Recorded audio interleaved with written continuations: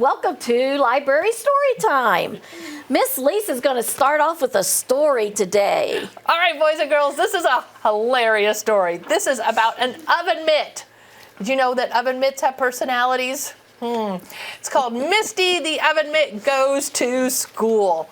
Do your oven mitts have a name at home? Go ask Mom if she's named her oven mitt. Okay, so Misty the Oven Mitt Goes to School. Hi, boys and girls, my name is Misty, and I'm an oven mitt, obviously. And I'm not just any oven mitt, though. I'm also a champion thumb wrestler, and I'm an excellent listener. I love playing hot potato and learning secret handshakes and doing the wave. Also, I'm a bit of a worrier. I don't tell everyone this, but I would like to think that we're friends, even though I'm just an oven mitt and you are a person reading this book. You see, I get nervous, especially around ovens. Yes, I'm an oven mitt, but I do not like ovens. I live in Mitt City. Technically, it's a glove and mitten factory, but it's where so many hand coverings, like me, call home. I've lived here my entire life, but soon I'm leaving. You won't be surprised to hear, though, that I'm pretty nervous about it. It all started when a letter came in the mail just for me. I thought it was the national thread count, or maybe that I had won a fabric softener giveaway that I had entered, but that is until I saw the return address. Now, you see, there are a few special schools around here that are a little bit of a mystery and a little bit magical. No one knows how they choose their students, but every summer, these special schools send out a handful of letters to those that they have been accepted. I had been accepted to Mrs. Copperpot's Academy for useful utensils. It was flattering and all, but how could they want an oven mitt who's afraid of ovens? So I packed all my bags and I was determined to go and find out. Now, boys and girls, I want you to look at this picture. She has a stack of books here. She has Anne of Green Beans. Now, there's a real book called Anne of Green Gables. And then there's A Wrinkle in Time, which is a real book, but they've spelled this like the spice time. And then there's Matilda, instead of Matilda, Mittilda. And then Charlotte's Whisk, instead of Charlotte's Web. So she's reading all these books. I think they're pretty cool. Well, and so here we go. As my bus pulls into Miss Copperpot's Academy for useful attendance, I am feeling very, very nervous. Oh, she's scared. Sometimes going to a new place can be scary, right? I see kitchen utensils everywhere. Forks and spoons and big pots and small pans. But I don't see a single oven mitt. A spoon leads me to my room. Look at her room. It's big and it's empty. Well, at least it's very quiet in here. So quiet I can hear my heart beating and in my finely quilted chest. Can you hear my heart? Thumpity thump thump thump thump thump thump. Golly, my first class starts soon, and I need to know what I'm getting into. What if there's ovens in there? Wait, I know that I'm just an oven mitt telling a story in a book, and you're just the person reading this book, but maybe you can help me. Can you do me a favor and check out my first class? It's on the next page. Just turn the page a little bit and give it a quick peek. And let me know if there's any ovens in today's lessons. Pretty please. Okay, are we ready to check out her first class? Oh my goodness. You mean to tell me it's a room full of ovens? The class is called Ovens 101. Oh, golly, it's okay. Just breathe, Mitzi. Just breathe. Happy safety thoughts, tragic oven thoughts need to go away. Oh, goodness. I guess there's nothing left to do but just go to class. Here goes nothing. Welcome to Ovens 101. For your first lesson, please split off into groups of 2 and find an oven. Well, that's my teacher, Miss Holder. She seems nice enough.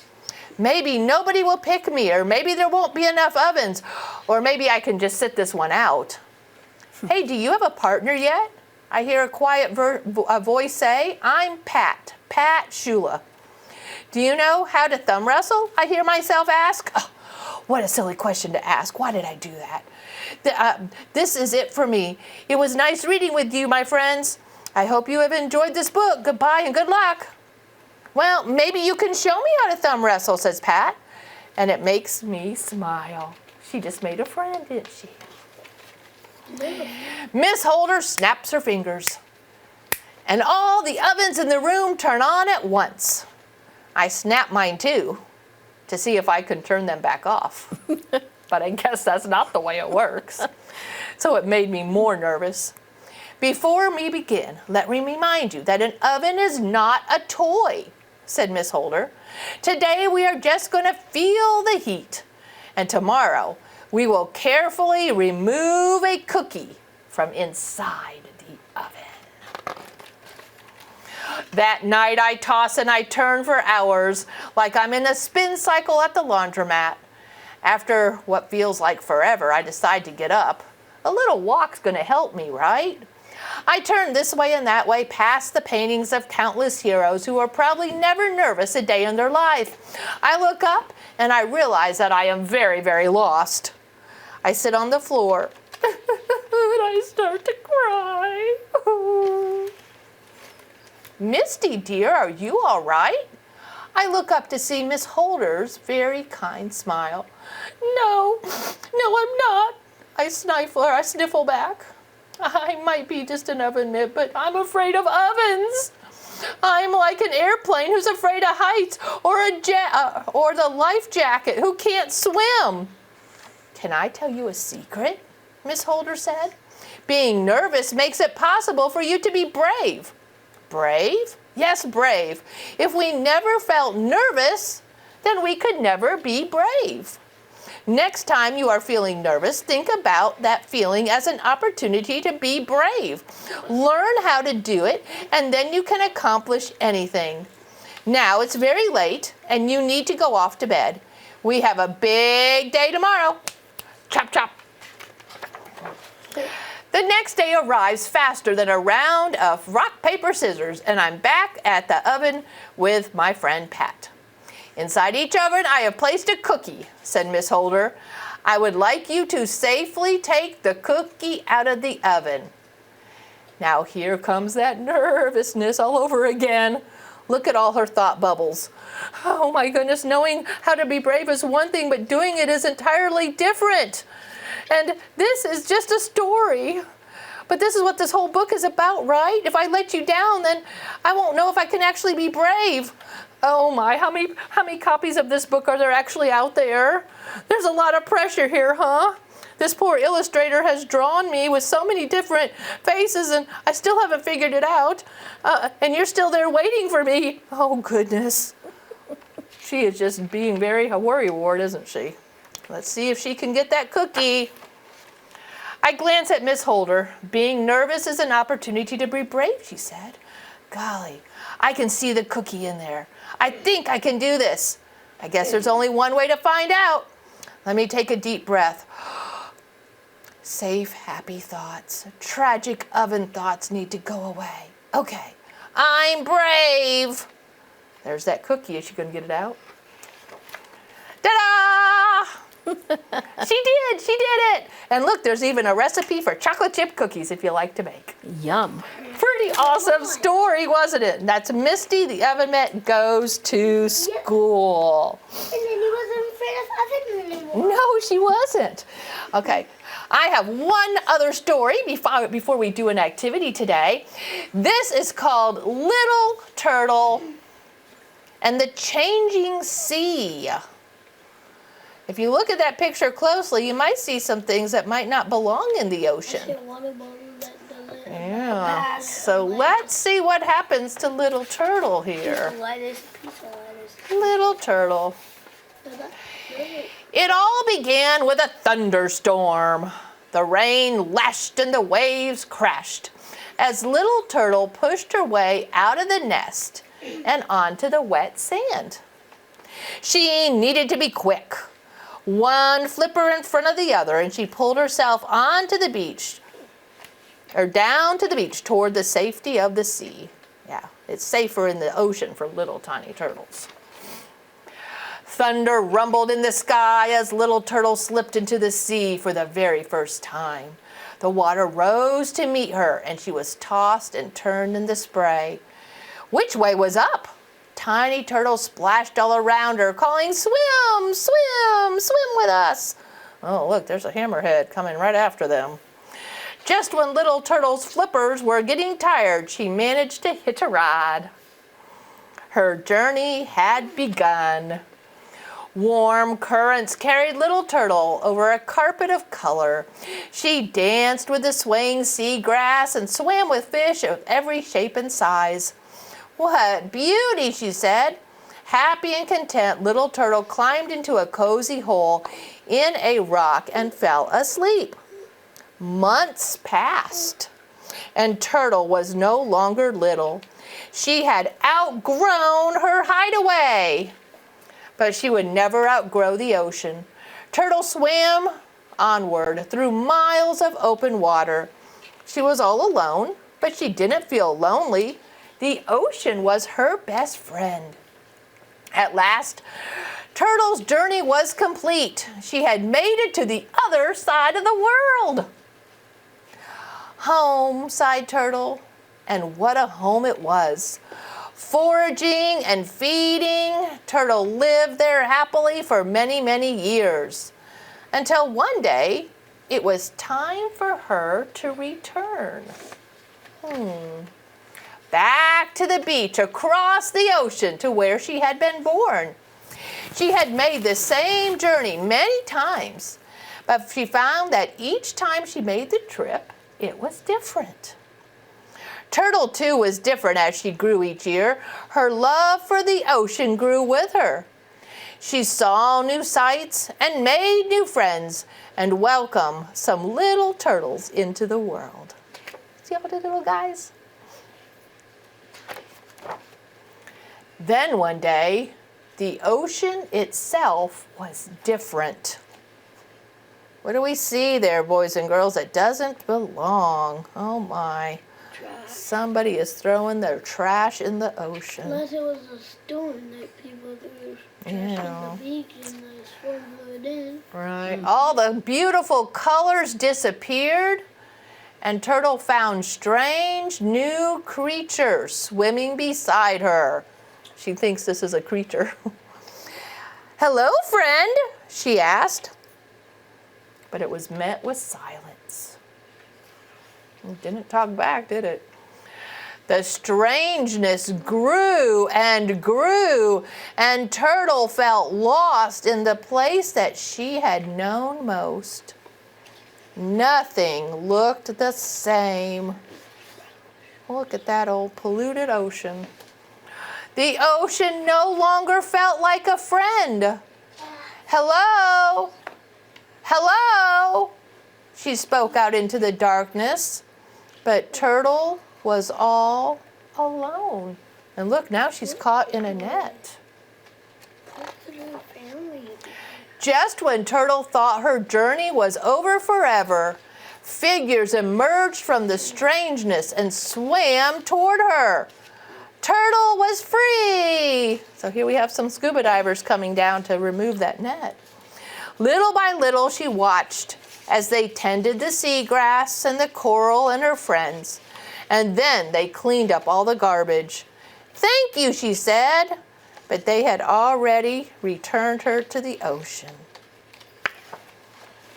And then she began to return back. And then it began. Turtle remained. I am really sorry here. And she began to return Turtle's ocean back to her. It was beautiful once more, and she loved it with her whole heart. Isn't that beautiful? And then we have some facts about the ocean. And I think Miss Kim has some facts about the ocean for you today, too. Okay, so we're going to do our little activity up here on the board. So you have those pictures, and we have to decide, are these things good for the ocean or not good for the ocean? So if they're good for the ocean, we're going to put them on this side of the board. If they are not good, we're going to put them on that side of the board. Okay, I think we'll start with Brock and let you come on up. And so what do you have there? Ooh. Okay, so we have a jellyfish here, which jellyfish are good for the ocean. They belong in the ocean, don't they? Styrofoam cups, he says, do not belong in the ocean. And we have an aluminum can. All right, those do not belong in the ocean. Okay, aluminum cans in the ocean should not be there because they'll rust over time, and then also they're actually made of some plastic, which plastic's bad for the ocean.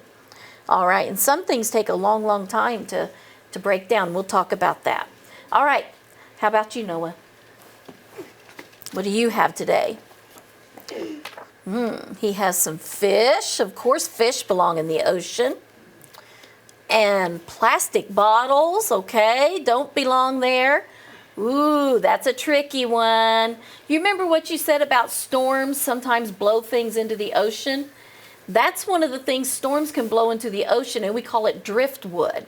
Driftwood is actually okay as long as there's not a lot of it. So we might want to put that on this side. Mr. Turtle actually got a ride on the piece of wood, too, in the story, if you remember that. No, you remember that? Yeah. So driftwood can be good because it can provide some shelter for smaller animals in the ocean. And inside there can grow little things that birds can eat. So it's actually can be good for the ocean as long as there's not too much of it. And it's good for a person if they get blown in the ocean. Yeah, people hang on to driftwood that's right. sometimes Yeah, if they they do. might be somewhere where they might drown. Okay, good. All right, Jayla, let's bring yours up here and see what you have. Bubbles are good for the ocean. So we have, these are called barnacles. You're right, they belong in the ocean. And starfish, and those are those drink holders or bottle holders or can holders. Or One of the animals can get choked. You're right, that's why those do not belong there because it can get around an animal's throat And if and it floats choke over it. and the birds try to get something to eat, they could get trapped in that. Yeah. Right. These barnacles are good for the ocean because they help keep the water clean. They have a way of helping keep the water clean. So that's a good thing for And the it looks ocean. like it has a beak. Yeah. Okay, good job. All right, Colton, will you bring your things up here? Ooh, he has, oh, do you know what this is? That's coral. Coral. Coral. This is part of the coral reef in the ocean. Very good. Ice is good. What is, oh, that's a plastic bag, honey. Yeah. Plastic bags are Not good, and we got a Scuba divers are good for the ocean. Yes, because they are. clean the ocean. very good. Very good. Yeah, right. Proud of you for that. All right. Actually, So, yes. I was a bit nervous. All of these things do belong, and Colton told us that the scuba diver actually helps clean up the ocean, so that is good. He can see, remember he saw the turtle in trouble, and he let the turtle loose in the story? Okay, and plastic bags, not good for the ocean. One other reason why plastics are bad for the ocean is because when you put things in water, you know, some things dissolve or they'll break apart into tiny pieces, and plastics like that actually take a long time. A plastic bottle takes 450 years for it to kind of dissolve and break apart. That's a long time. And if animals see that plastic, they might think it's food, and they might actually try to eat it, and it'll make them sick, and they can even die from eating it. So that's why it's very important that we don't have that in the ocean. those drink holders, they take 400 years to break apart. But they do have drink holders that are degradable. That means they will fall apart quickly. They will fall apart in about 6 months. But that's still not good for the ocean, really. Aluminum cans. This is an interesting fact I learned when I was studying for this. Aluminum cans take 200 years to break apart and break down. But aluminum cans also contain some plastic, you know, where they put the name of the company on the outside, or it might say this can contains orange juice or whatever. They use a little bit of plastic in that to make that. So that is not good for the ocean at all, not at all. And those plastic grocery bags like the one over there, they take 10 to 20 years to dissolve and go away. So it's not a good thing. The styrofoam cups, 50 years. So we want to try to keep all those things we see over there out of the ocean. It's bad. Aluminum cans, because some of the fish could get cut by it. Right. Oh, yeah. Yes. Yes, the animals in the ocean could get cut by the aluminum cans. That is true. Okay. And that's why scuba divers come to get the cans out. That's right. You guys have studied this, haven't you? You are so smart. Jayla. Studied dinosaurs So, and on the oven mitt, he had the cookie, but we ate cookies a day. You did? You had cookies before you came? Very All cool. right. Did your oven mitt scream when it had to get things out of the oven? we did. We had a package. All All right. right. Well, Miss Lisa has another story for us. I have another wonderful, colorful story. This is called Annie Hoot and the Knitting Extravaganza. So what kind of animal do you think she is? She's called Annie Hoot. She does not know how to fly. Yeah, she's an owl. Yeah, and she's going to knit some really cool things today. All right. I love knitting. You do? Knitting is good for anybody to do. It's a great pastime. So here she is. She's just knitting away all kinds of things. This looks like maybe a great big huge scarf. That is a scarf. Here it looks like she's made a little pocketbook, a little purse maybe to hold her yarn. Yeah.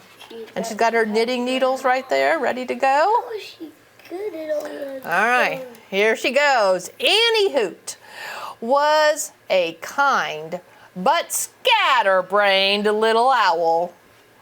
She lived in a treehouse deep in the woods. She was always coming up with new ideas for things to do, and her latest craze was knitting. You gotta look at that tree full of yarn. And all of her friends are thinking, why don't you come out and be with us? You're in there knitting away. Now, it said that she was deep in the forest. Does it look like she's deep in the forest? No, not at all. I think maybe the illustrator messed up there a little bit. It looks like she's at the edge of the field there, right? All right. Let's see what else she's going to knit.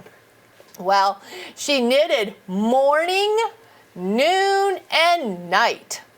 She knitted sweaters and socks and hats and scarves.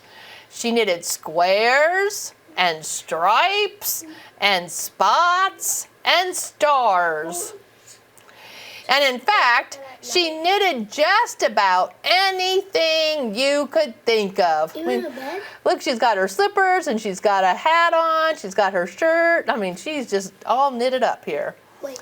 Sadly, the other owls would not wear her clothes that she had knitted for them. They're too bright, they said. We don't want to look different from other owls. Annie decided to find some other animals who would want to wear her nifty knitwear. Those are mittens.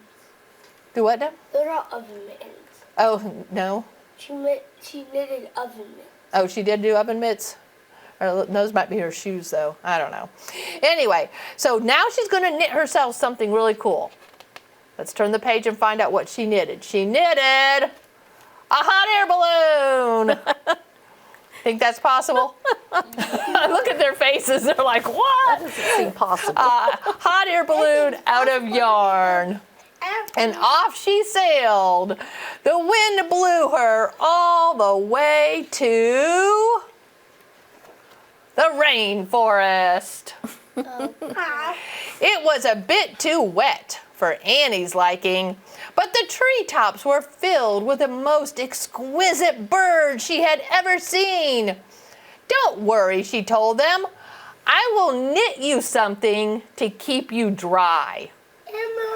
What do we use to keep us dry? Coats. Coats and Jackets and clothes. Umbrellas. and umbrellas. So do you think she's going to knit that stuff for them? Let's see. They have feathers to keep them dry. The birds were delighted. Look at all the beautiful umbrellas and the rain boots. They were very delighted, but as the rain poured down, those knitted umbrellas got soggy. Ooh. We know who would really love your knitting, Annie, the bird said. The animals on the African plains get chilly at night. Okay, so the birds are sending her away. This is not good. I don't want a soggy umbrella. So the birds are sending her to Africa. So what is she going to knit herself to get to Africa? A sail for her little boat. Yeah, that's So she sailed across the sea. She trekked up and down the sand dunes, and at last she arrived on the plains. I've come to knit you some lovely warm clothes to keep you snug at night, she told the animals. Now, are the animals in Africa cold? no. Isn't Africa one of the hottest places ever? All right, let's see what happens. And so she knitted long stripy scarves for the giraffes. Look at that big long. And an enormous snazzy sweater for the elephant. And a huge hat for the big cat. But when the sun came up, the animals found the clothes to be way too hot. Oh my. Our friends at the North Pole would love your knitting, Annie. So they're sending her away too. Go away. We don't want these things. It is cold at the North Pole all the time, they said. And so now what is she going to knit herself? How is she going to get to the North Pole? A parachute! And she glided over the mountains and skidded over the icebergs until she bumped into a polar bear's shivering bottom. Right there. The Arctic animals huddled all around. I've come to knit you some wonderful warm things, Annie explained to them. She knitted polka-dotted pullovers for the penguins, a pair of dazzling diamond-patterned pajamas for the polar bear, and a wonderful woolly waistcoat for the walrus. Thank you, Annie. What cozy and colorful gifts, they said. Now we will be snug all the time. That looks like a white beaver. It looks like they like it. Yeah. Annie was pleased at last that she had found some animals who really needed her knitting, but she had run out of yarn. She ran out of yarn. She missed her treehouse and the other owls, so she decided to fly all the way home. You were wrong. Fly, fly, fly. She ran out of yarn. Hoo, hoo, hooray! Annie's home, the owls cried. We missed you so much, Annie, that we started wearing your nifty knitwear. Annie was happy to be home and delighted to know that her friends loved her gifts. Annie, Annie, they cried, please teach us how to knit too. So now we're going to have a whole group of owls knitting things. And so Annie did, and that very afternoon they all knitted happily together. She told them about her travels and the amazing animals that she had met all around the world. How in the world does he make a new Now she has an airplane to go in. Lovely story, don't you think, boys and girls? Yeah. Annie's hoot. Yeah, she makes cool things. She did make cool things. Cool things. We had some great All right. stories today, Miss Yeah, Kim. I loved them, every one of them. All right. Hey, Well, so it's the time to say It is time to say we goodbye. are glad that you joined us today, and it's just time to say Goodbye.